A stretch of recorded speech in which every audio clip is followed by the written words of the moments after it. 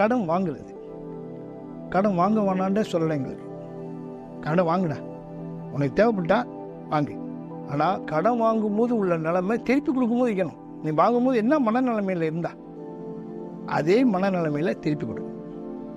இது கடன் வாங்குறதுக்கு.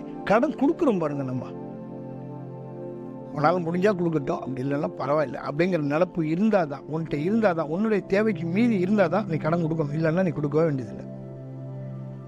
அடுத்ததாக வாக்கு கொடுக்குறது.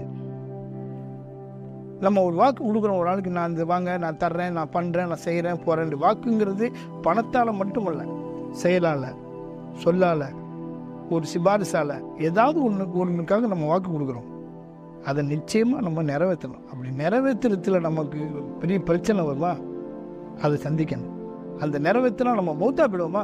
இல்லை, நிறைவேற்றிட்டு மௌத்தா போட. இதுதான் எங்களுக்கு சொல்லிக் கொடுத்த படம். மதுவை வாங்க